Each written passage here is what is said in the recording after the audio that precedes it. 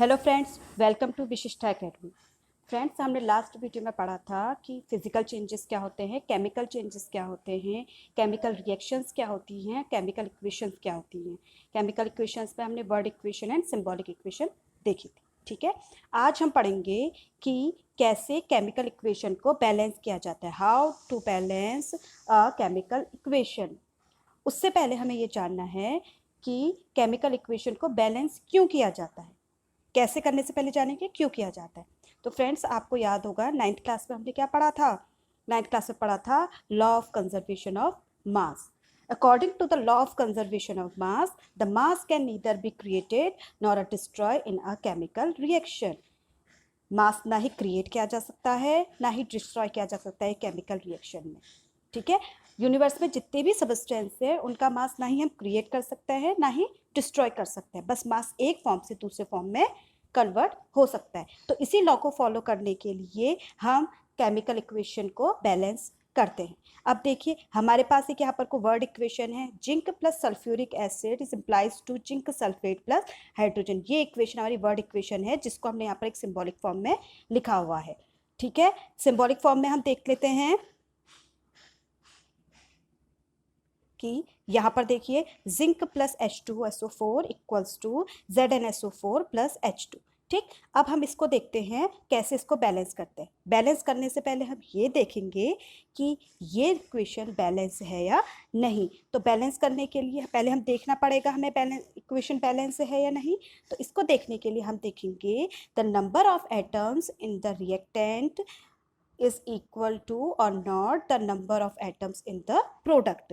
हमें ये देखना है कि द नंबर ऑफ एटम्स जो हैं वो रिएक्टेंट साइड और number of product atoms on product side equal हैं या नहीं है। इसके लिए हम क्या करेंगे, हम सबसे पहले देखेंगे कि रिएक्टेंट साइड में जो जो एलिमेंट्स हैं उनके नंबर ऑफ एटम कितने हैं। तो इसके लिए हम एक टेबल का फॉर्मेशन कर लेंगे। ठीक है, जिसमें एलिमेंट्स देखेंगे हम, जो जो इक्वेशन में एलिमेंट्स है उन इक्वेशन के एलिमेंट्स को हम यहाँ लिख लेंगे। ये यहाँ पर लिखा गया है, जैसे zinc, hydrogen, sulphur and oxygen. ठीक है, इसी तरीके से अब हम क्या देखेंगे, उसके रिएक्टेंट में कितने कितने हर एक पर्टिकुलर एलिमेंट के पास एटम है उनको हम नोट कर लेंगे। देखिए, जैसे यहाँ जिंक के पास एक एटम है, यहाँ हमने 1 लिख दिया। यहाँ हाइड्रोजन के पास 2 हैं तो हमने यहाँ पर 2 लिख दिया। सल्फर के पास 1 है तो यहाँ पर 1 लिख दिया। ऑक्सीजन के पास 4 है तो हमने यहाँ पर को 4 लिख दिया। सिमिलरली हम नंबर सेम एलिमेंट्स के नंबर ऑफ एलिमेंट एटम्स देखेंगे ऑन दी प्रोडक्ट साइड। जैसे जिंक का 1, सल्फर का 1, ऑक्सीजन के 4 और हाइड्रोजन के 2। इस तरीके से हम इसे नोट कर लेंगे। टेबल बनाना इसलिए ज़रूरी है क्योंकि इससे हमें ये पता चल जाता है कि हमें कौन से एलिमेंट के एटम्स को बैलेंस करना है या नहीं। ठीक है, अब देखिए, हम यहाँ पर कोई टेबल पे देखें तो हमें क्या दिखाई दे रहा है। हम देख रहे हैं कि जिंक का दोनों साइड एटम सेम है, हाइड्रोजन के दोनों साइड सेम है, सल्फर के सेम है, ऑक्सीजन के सेम है। इट मीन्स ये पूरी इक्वेशन क्या है, हमारी बैलेंस्ड है, यानी इसे हमें बैलेंस करने की अब ज़रूरत नहीं है। देखिए स्टूडेंट, हमारे सामने एक क्वेश्चन और आता है। हमने स्टार्टिंग में कहा था इक्वेशन बैलेंस करने से पहले कि हम किसको फॉलो करते हैं, लॉ ऑफ कंजर्वेशन ऑफ मास। पर अगर हम यहाँ देखें तो हम क्या मास को कंजर्व कर रहे हैं, मास को देख रहे हैं? नहीं, हम यहाँ पर नंबर ऑफ एटम्स को देख रहे हैं। तो हमने कैसे फॉलो किया लॉ ऑफ कंजर्वेशन ऑफ मास? देखिए, हम किसी भी जब एलिमेंट के एटम्स को देखें तो हर एक पर्टिकुलर एटम के पास एक फिक्स्ड मास होता है। ठीक है, जैसे देखिए, अगर हम एग्जाम्पल लूँ, यहाँ पर मेरे पास क्या है, ऑक्सीजन है। ठीक है, ऑक्सीजन है। ऑक्सीजन का एटॉमिक मास कितना होता है, 16 होता है। ठीक है, अब देखिए यहाँ पर को कितना एटम है, 4 एटम है, तो कितना हो गया, 64 हो गया। क्लियर। अब इसी तरीके से यहाँ पर देखिए, हम यहाँ पर देख रहे हैं प्रोडक्ट साइड में। प्रोडक्ट में देखिए, ऑक्सीजन का मास तो सेम रहेगा। ठीक है, 1 एटम का, तो 16 हो गया। मैं 1 एटम की बात कर रही हूँ, ठीक है, ऑक्सीजन के 1 एटम की।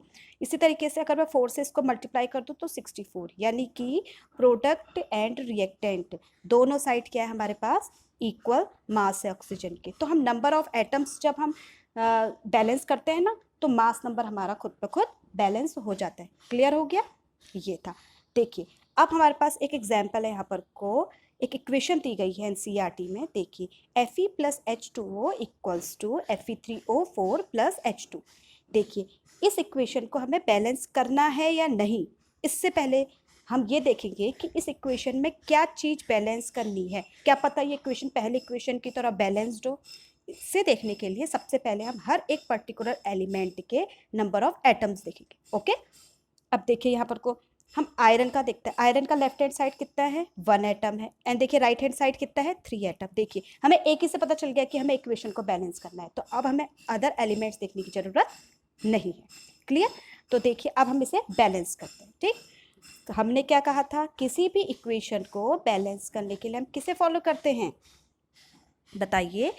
हम फॉलो करते हैं law of conservation of mass को।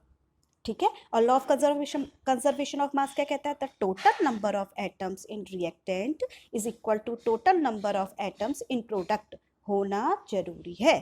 ठीक, तो हमने क्या किया, जो एनसीईआरटी की इक्वेशन थी हमने उसे यहाँ पर को नोट डाउन कर लिया। तो Fe plus H2O equals to Fe3O4 plus H2, ये हमारी केमिकल इक्वेशन है जिसे हमें बैलेंस करना है। ठीक, अब हमें बैलेंस करने के लिए कुछ नंबर ऑफ स्टेप्स को फॉलो करना होता है। तो सबसे पहले हमारे पास यहाँ पर आता है स्टेप नंबर 1। इस स्टेप में हम क्या करते हैं, हम सारे फॉर्मूले को बॉक्स के अंदर बंद कर देते हैं। जो इक्वेशन थी देखिए मैंने उनको हर एक पर्टिकुलर बॉक्स के अंदर उनको रख दिया। अब मैंने बॉक्स के अंदर क्यों रखा, देखिए जब भी हम आगे ऑपरेशन करेंगे हमारे पास इक्वेशन में जनरली ऑपरेशन चलता है मल्टीप्लिकेशन का। ठीक है, अब इस मल्टीप्लिकेशन के ऑपरेशन को करने के लिए हमें इन्हें बॉक्स में रखना बहुत ज़रूरी है। कैसे, देखिए अगर मैं H2O लिख देती हूँ, ठीक है, और मुझे आगे मल्टीप्लाई करना पड़ा H2O को 4 से, अब मुझे देखिए हमें समझ ही नहीं आ रहा है कि ये 4 H2 से मल्टीप्लाई हो रहा है या O से मल्टीप्लाई हो रहा है या H2O पूरे से हो रहा है, समझ नहीं आ रहा ना। तो ऐसा समझने के लिए हम क्या करते हैं, यहाँ पर को H2O देखिए बॉक्स में बंद, Fe3O4 बॉक्स में बंद, H2 बॉक्स में बंद और Fe बॉक्स में बंद। देखिए जो सिंपल एलिमेंट्स है ना, सिंगल एलिमेंट्स मैंने यहाँ पर लिखे हैं, देखिए ये Fe लिखा है, इन्हें भी आप बॉक्स में बंद कर लीजिए क्योंकि इससे क्या होगा, इक्वेशन अच्छी भी दिखेगी। ठीक, अब देखिए हम क्या करते हैं सेकंड स्टेप में, अब क्या करेंगे, जितने हमारे पास एलिमेंट्स है, देखिए डिफरेंट एलिमेंट्स से हमें यहाँ पर को उन एलिमेंट्स के, जैसे हमने ऊपर एक टेबल देखी थी कि number of atoms in reactant and number of atoms in product, हम दोनों देख लेंगे। क्लियर? तो देखिए मैंने यहाँ से क्या किया, आयरन का हमारे पास Fe, यहाँ पर जो आयरन था उसका हमने रिएक्टेंट साइड में कितने एटम्स हैं, प्रोडक्ट साइड पे कितने एटम्स, हम सभी इक्वेशन से लिख रहे हैं, अपने मन से हम अभी कुछ नहीं लिख रहे हैं। ठीक है, उसके बाद हाइड्रोजन के पास देखिए रिएक्टेंट साइड 2 एटम्स थे और प्रोडक्ट साइड 2 एटम्स। उसी तरह से ऑक्सीजन के पास रिएक्टेंट साइड 1 और प्रोडक्ट साइड 4। ये सब हमने कहाँ से लिखा है, टेबल से लिखा है, सॉरी इक्वेशन से लिखा है। Okay, clear? अब देखिए थर्ड स्टेप पे हम क्या करेंगे कि जिस एलिमेंट के पास मैक्सिमम नंबर ऑफ एटम्स है, चाहे वो रिएक्टेंट साइड हो चाहे वो प्रोडक्ट साइड हो, कोई भी साइड हो, उस साइड को देख करके हम उसमें नंबर ऑफ एटम्स जिसके पास मैक्सिमम है उस एलिमेंट को सेलेक्ट कर लेंगे। देखिए हम यहाँ पर को अगर टेबल को स्टडी करें तो यहाँ पर 1 2 1, यहाँ पर 3 2 4, तो सबसे ज़्यादा एटम्स किसके पास है, ऑक्सीजन के पास है। तो देखिए ये ऑक्सीजन के पास है, तो हम ये एलिमेंट को सेलेक्ट कर लेंगे। क्लियर? सेलेक्ट करने के बाद हम क्या करेंगे, उस पर्टिकुलर ऑक्सीजन के एटम के इनिशियली कितने एटम हैं, इनिशियली कितने एटम हैं on the product side, on the reactant side कितने हैं, ये हम नोट कर लेंगे। क्लियर? ये हम नोट कर लेंगे। अब हमारे पास क्या था, H2O में हमारे पास ऑक्सीजन था जिसके पास 1 एटम था, Fe3O4 में ऑक्सीजन था जिसके पास 4 एटम थे। इनको हमने इनिशियली लिख लिया। अब फाइनल की टेबल हम बनाएंगे। फाइनल में क्या करते हैं, देखिए हम क्या करते हैं, हम देखते हैं कि हमें किस साइड बैलेंस करने की ज़रूरत है। देखिए प्रोडक्ट में 4 एटम है, रिएक्टेंट में 1 एटम। अब देखिए कभी भी हम रिएक्शन में डिवीज़न नहीं करते हैं, ठीक है, हम करेंगे मल्टीप्लिकेशन। तो मल्टीप्लिकेशन को देखते हुए हम क्या करेंगे, रिएक्टेंट में 4 से मल्टीप्लाई करेंगे, यानी 1 × 4 इज इक्वल टू 4। क्लियर? तो रिएक्टेंट में हमने किसको, ऑक्सीजन को किससे मल्टीप्लाई किया, 4 से मल्टीप्लाई किया। क्लियर? अब हम क्या करेंगे, देखिए हमारे पास जो इक्वेशन थी ये देखिए Fe plus H2O equals to Fe3O4 plus H2। इस इक्वेशन को हम जहाँ पर ऑक्सीजन है लेफ्ट हैंड साइड वहाँ हम 4 से मल्टीप्लाई कर देंगे। अभी हमारे पास कहाँ है ऑक्सीजन, हाइड्रोजन के साथ है, वाटर में है, ठीक है, इसको हमने 4 से मल्टीप्लाई कर दिया, लेफ्ट हैंड साइड 4 से मल्टीप्लाई कर दिया। अब हमारी एक इक्वेशन अभी बैलेंस्ड नहीं हुई है, अभी ये इक्वेशन आधी बैलेंस होने लगी है। अब देखिए इसके बाद हम नेक्स्ट स्टेप करेंगे। फोर्थ स्टेप में हम क्या करते हैं, फिर से हम ऑक्सीजन के अलावा, ऑक्सीजन को हम बैलेंस कर चुके हैं, उसके अलावा जो 2 एलिमेंट बचे थे उनको हम लिख लेंगे, यानी कि आयरन एंड हाइड्रोजन। फिर उनके रिएक्टेंट में कितने एटम हैं और प्रोडक्ट में। अब देखिए रिएक्टेंट में प्रोडक्ट में एटम कौन से लिखेंगे, देखिए हम वो लिखेंगे जो रिएक्शन अभी अभी हमने लिखी है। अब हम इनिशियल रिएक्शन नहीं लिखेंगे, हम ये रिएक्शन लिखेंगे जो यहाँ पर को है, ठीक है। अब देखिए यहाँ पर को आयरन के पास एक एटम रिएक्टेंट में, और हाइड्रोजन के पास देखिए 4। अब देखिए हाइड्रोजन ऐसे लिखा है 4H2। अब हमें पता है 4 2 से मल्टीप्लाई हो गया, यानी कि 4 × 2 = 8। ठीक है, समझ में आ गया ना। तो यहाँ पर को हमारे पास क्या आ गया है, 8 आ गया है। क्लियर, यहाँ पर को 8 आ गया। इसी तरीके से यहाँ पर देखिए आयरन के पास राइट हैंड साइड कितने एटम हैं, 3 एटम है, तो हमने यहाँ लिख दिया। और हाइड्रोजन के पास 2 एटम है, तो वो हमने यहाँ पर नोट डाउन कर दिया। क्लियर, इसके बाद फिर हम क्या करेंगे, अगेन वही करना है हमने, जिसके पास सबसे ज़्यादा नंबर ऑफ एटम्स हैं उस एलिमेंट को हम सेलेक्ट कर लेंगे। इट मीन्स यहाँ पर अब कौन है, हाइड्रोजन।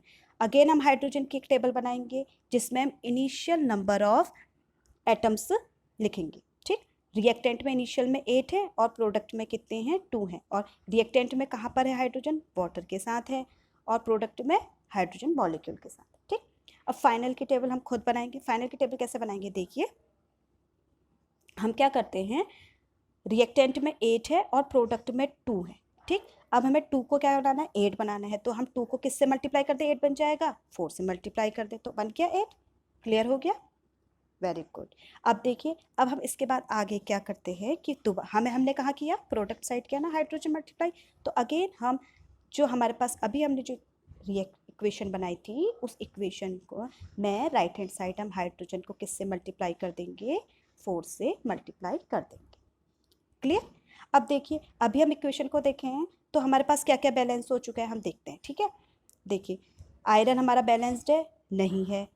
हाइड्रोजन हमारा बैलेंस है, 4 2 = 8, 4 2 = 8 बैलेंस है। ऑक्सीजन में देखिए 4 है, ऑक्सीजन 4 है। इट मीन्स हमें किससे बैलेंस करना है, ओनली आयरन को। और देखिए कितना इजी आयरन को, आयरन यहाँ पर सिंपल अकेले यहाँ पर को है, तो हम क्या कर देते हैं, आयरन को 3 से मल्टीप्लाई कर देते। तो मैंने आयरन को 3 से यहाँ मल्टीप्लाई कर दिया। तो देखिए हमारी फाइनल इक्वेशन आ जाती है 3Fe + 4H2O = Fe3O4 + 4H2। तो ये हमारी हो गई required balanced chemical equation. I hope आप लोगों को बैलेंस इक्वेशन को बैलेंस करना आ गया होगा। नेक्स्ट वीडियो में हम कुछ और एग्जाम्पल्स लेकर के इसे अच्छे से समझेंगे। Thank you to all.